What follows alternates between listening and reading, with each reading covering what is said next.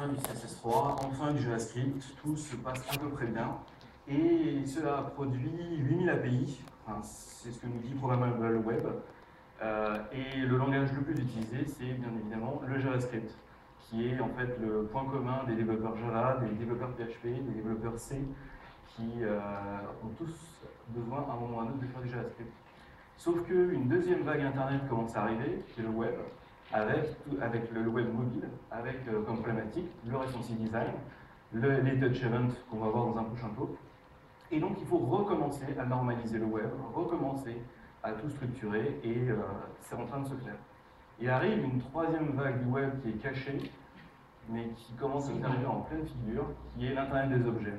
Et avec l'Internet des objets, là pour le coup, c'est un peu la fête, ça part dans tous les sens. Et pourtant, ça existe depuis très longtemps. Navastag, qui est le lapin communicant, a été créé en 2005. Depuis, des tonnes d'objets arrivent. La normalisation s'est faite au niveau électronique, c'est-à-dire que maintenant, vous pouvez assembler des composants ensemble très facilement, réussir avec un imprimante 3D à faire un form factor et le marketer sur Kickstarter, ça marche très bien, ça donne SmartSync. Mais au-dessus, les couches au-dessus ne sont pas du tout normalisées. Tout ce qui est sans fil, vous avez du Wi-Fi, du Wi-Fi, du Z-Web, du Zigbee, tous les constructeurs se tapent dessus. Et encore au-dessus, les API web pour interroger les objets ne sont pas du tout normalisés. Et donc ça devient vraiment du grand n'importe quoi. En exemple, lors de Web 2012, on parlait du Nest, donc un objet qui est capable de régler la température de votre pièce à la minute près, qui coûte un bras, mais qui se pilote d'un doigt. Le problème, c'est qu'il arrive tout seul, donc c'est un thermostat, tout simplement, mais qui arrive avec son API, son interface mobile, etc., etc., etc. Et quand vous voulez le connecter avec autre chose, ça devient tout de suite compliqué. Dans la série aussi, lors du CES 2013, il y a Samsung qui nous présentait sa machine à laver KitWit. C'est vachement bien, mais ce serait mieux si elle pouvait communiquer avec les autres objets pour au lieu de prévenir la terre entière que le linge est sec. Et voilà, c'est plein de problématiques comme ça où chacun arrive à créer ses objets, mais les objets ne communiquent pas entre eux. Suivant. Donc l'idée, c'était de mettre en place un serveur Node.js qui sera interfacé uniquement en HTTP. Une requête HTTP permettant ensuite d'être redirigée vers un petit plugin, un petit connecteur, qui va parler le langage de l'objet. Et on distingue en gros 4 types d'objets différents.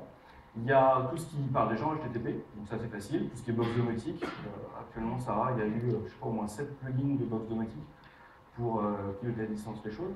Il y a aussi XBMC qui fait du JSON Page, ou tout simplement des services REST comme Pushover qui permet de faire de la push notification sur iOS et Android. Donc ça, c'est la partie simple. Ensuite, il y a tous les services qu'il faut interroger régulièrement. Donc il faut un cron et le plugin va régulièrement interroger Google Calendar pour voir s'il y a des nouveaux événements et faire des actions derrière. Ou à l'inverse, les plateformes photos numériques sont souvent capables de manger un flux RSS d'images. Et donc il faut périodiquement regarder si dans un dossier il y a des images et construire rapidement le flux RSS pour le donner aux quatre photos numériques. Donc voilà ce genre de problématique. Ensuite, tout ce qui est service web.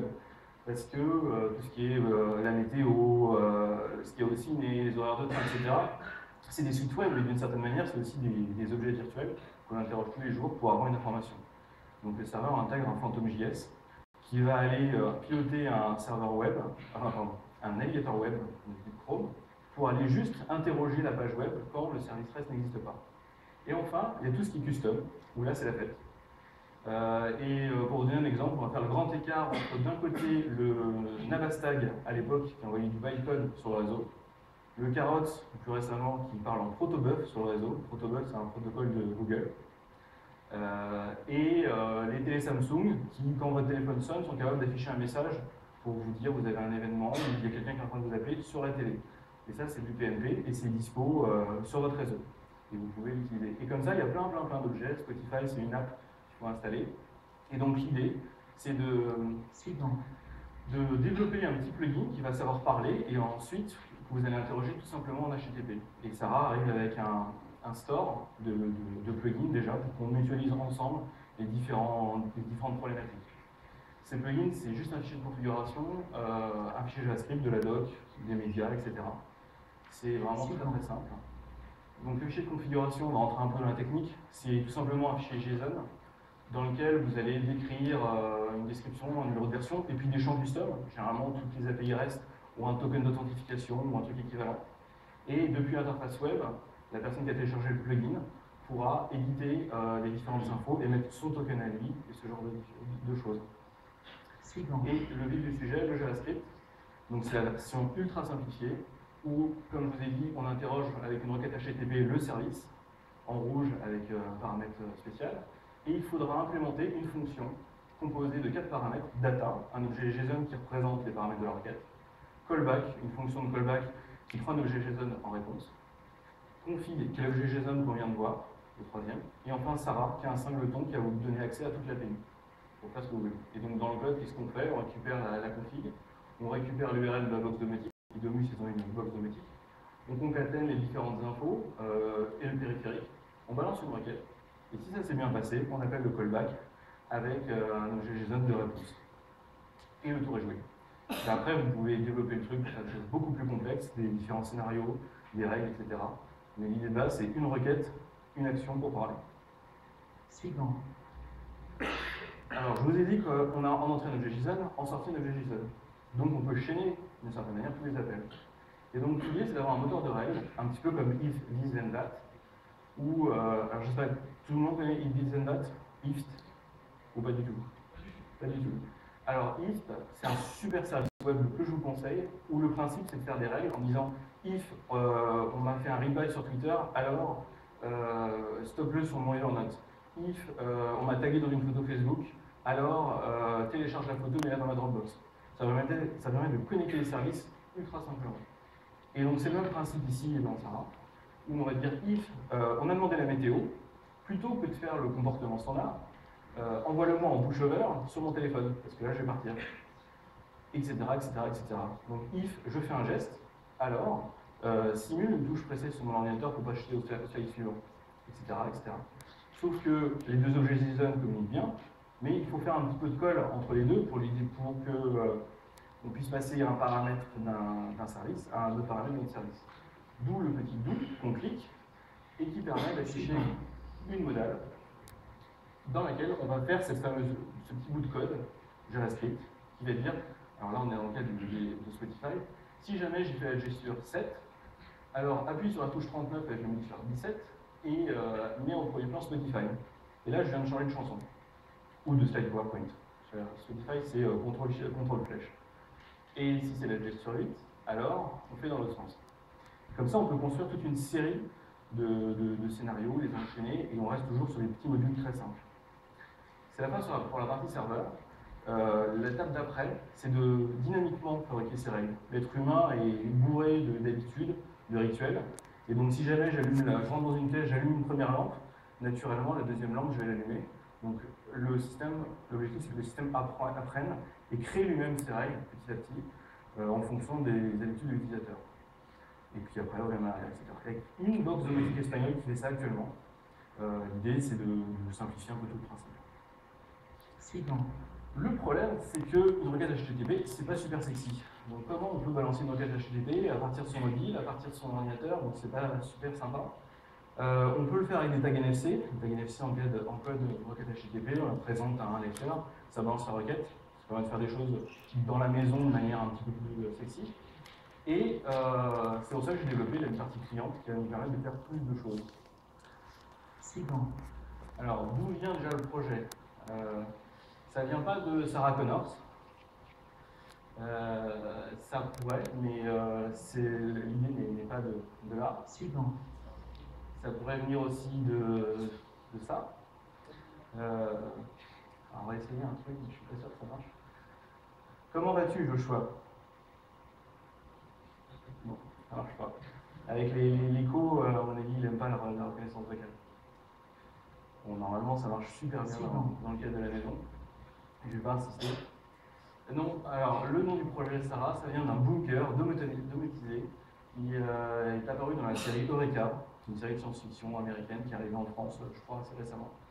Et donc le bunker, c'est un bunker intelligent qui pilote tous les objets de la maison, qui est connecté au réseau et qui fait plein de choses. Et donc, celle de la Clotilde, je vais dire un choix, automatique habitat.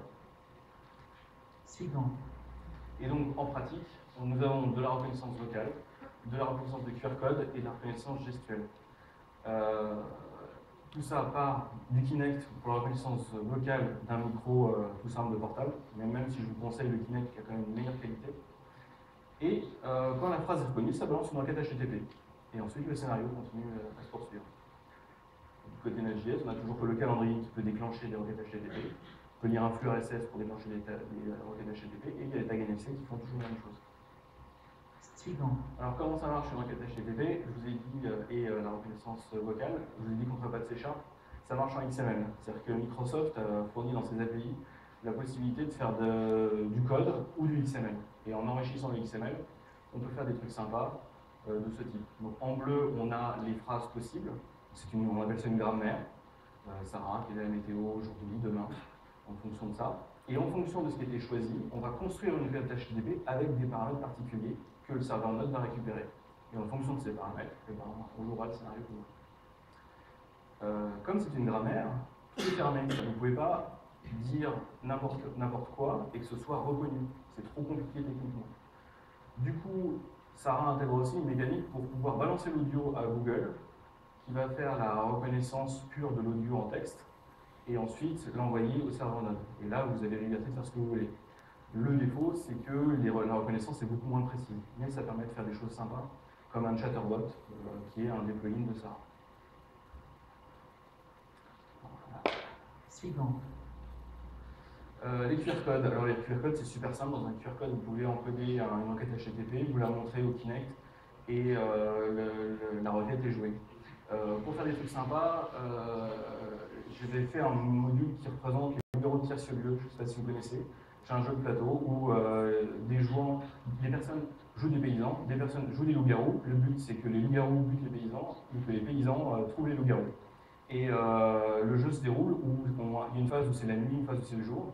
Et donc dans le module Sarah, on va jouer de la musique, on va éteindre les lumières, on va faire le chant du coq au moment où tout le monde se réveille, etc.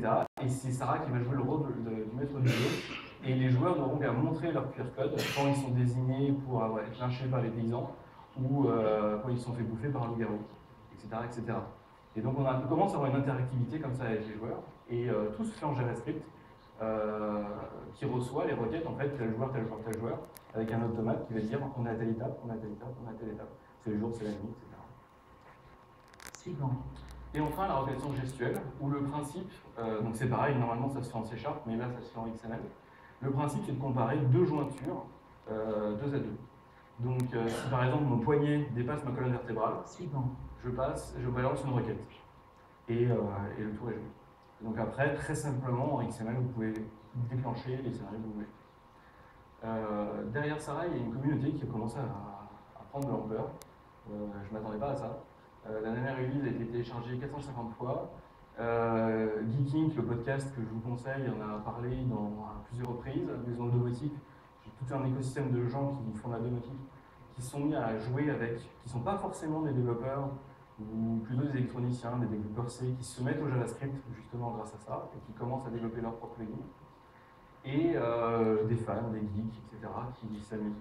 Et donc, c'est très hétérogène. Et c'est amusant de voir dans la communauté, j'ai une personne qui a changé le sexe de Sarah, qui l'a appelé Yuri, qui l'a mis sur un Raspberry Pi, et qui utilise la partie cliente pour toujours la reconnaissance vocale, et la partie serveur sur Raspberry Pi. Une autre anecdote, une personne qui a mis un Kinect pour piloter sa Freebox, et quand il a mis le Kinect, toute la famille a commencé à piloter, et il a eu des problèmes parce que sa belle-mère n'osait pas parler à Sarah. Elle disait « Sarah, tu es là ?»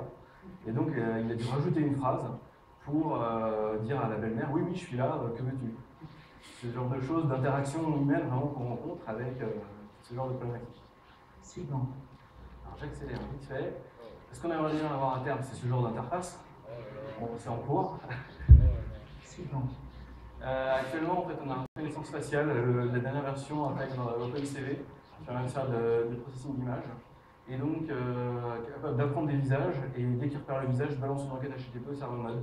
Ensuite, vous faites ce que vous voulez. Alors, il y a un buffer toutes les 5 secondes, pour ne pas être trop violent. Et on s'amuse bien. Suivant. Et il y a un serveur WebSocket. Et donc, avec le serveur WebSocket, on stream carrément la personne, moins le fond. On peut faire du fond vert. Et donc streamer la personne, ça arrive sur une page web, et ensuite vous mettez un cinémagraphe en fond de la page. Donc le cinémagraphe, c'est un GIF animé.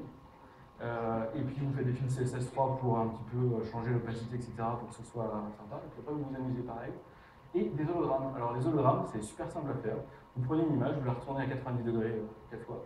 Vous la posez à l'horizontale. Vous mettez une pyramide en plexi au-dessus. Et ça vous fait un effet hologramme de la personne directement. C'est le début, mais c'est assez marrant. En fait, les quatre faces se reflètent sur la pyramide qui donne un effet hologramme. C'est juste pour s'amuser. Suivant. Et voilà, donc si vous avez des questions, moi la première question je dirais c'est, vu qu'on est chez Microsoft, quand est-ce qu'on a de la domotique sur la Xbox 720, vu qu'elle est au cœur du salon, connectée, en face des gens, etc. Et puis, je ne sais pas si vous avez des questions. En tout cas, je vous remercie de votre écoute.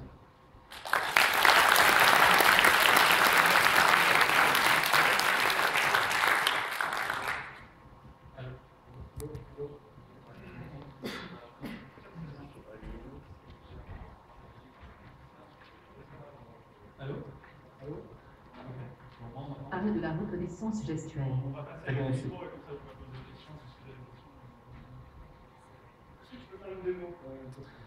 Est-ce que je peux faire une démo? Je ne sais pas si je peux faire une démo, je vais essayer. Je peux essayer.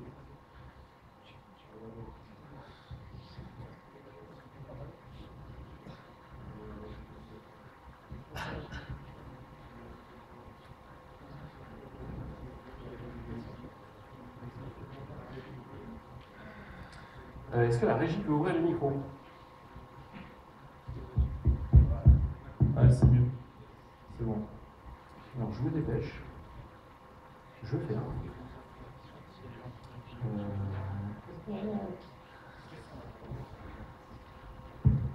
Oui, en fait, je voulais savoir depuis combien de temps c'est sur le projet en fait. J'ai commencé à le développer en août, non, septembre de l'année dernière, tranquillement le soir. Et puis petit à petit, j'ai rajouté des idées, développé des plugins, etc., etc., etc. D'accord. En tout cas, c'est super.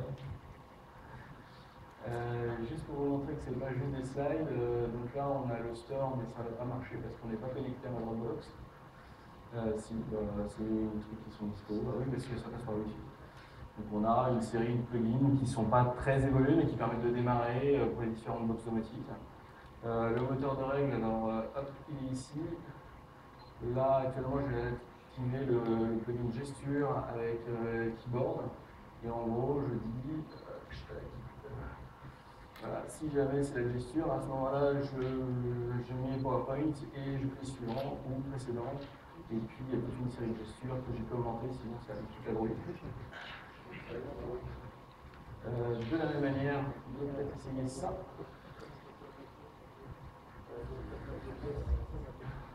Est-ce que ça a marché ou pas? Est-ce qu'il y a encore ou pas? Oui, c'est pas.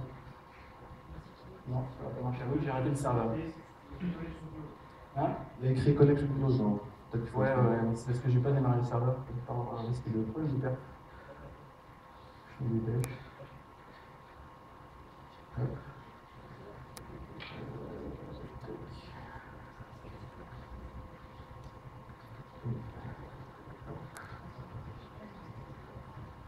Qu'est-ce que je fais? En fait, je modifie, je mets un port pour le serveur WebSocket, juste pour que quand le truc démarre, il puisse se connecter. Je relance ça. Dès que ça démarre, voilà.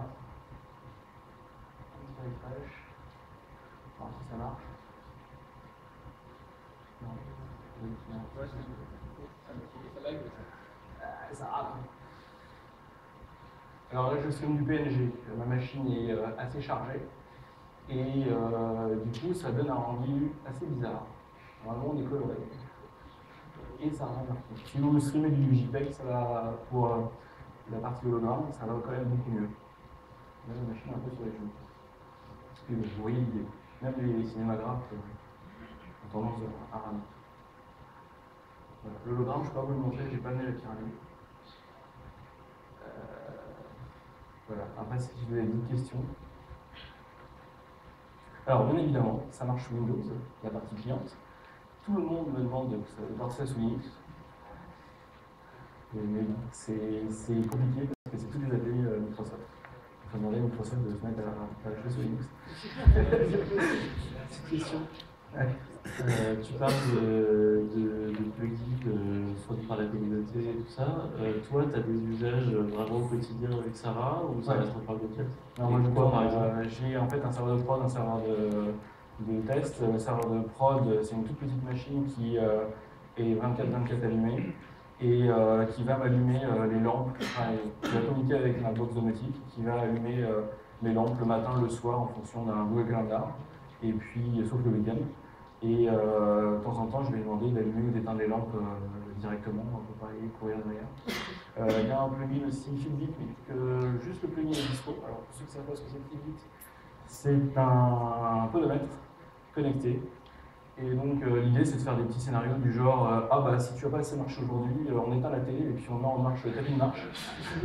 Ce genre de choses, c'est super simple, vous avez une requête pour éteindre la télé, une requête pour demander combien de pas ont été faits.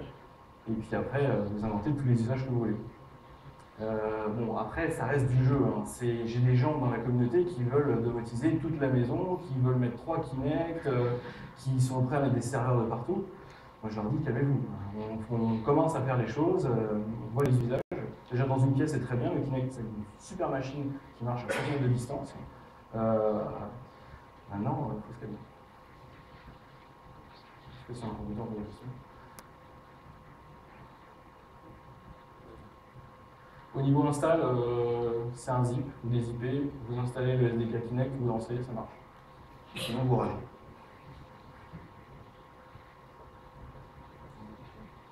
Bon, bah, je crois que c'est bon, si vous n'avez pas d'autres trucs à rajouter. Non. Après, n'hésitez pas à aller faire un tour sur la communauté ou sur le site web si vous voulez en avoir plus d'infos ou à tester. Je vous conseille vivement d'utiliser un Kinect pour tester, vous allez avoir une super qualité, ça marche. La reconnaissance vocale marche vraiment super bien quand vous n'avez pas de réverbération. Voilà. Super, merci.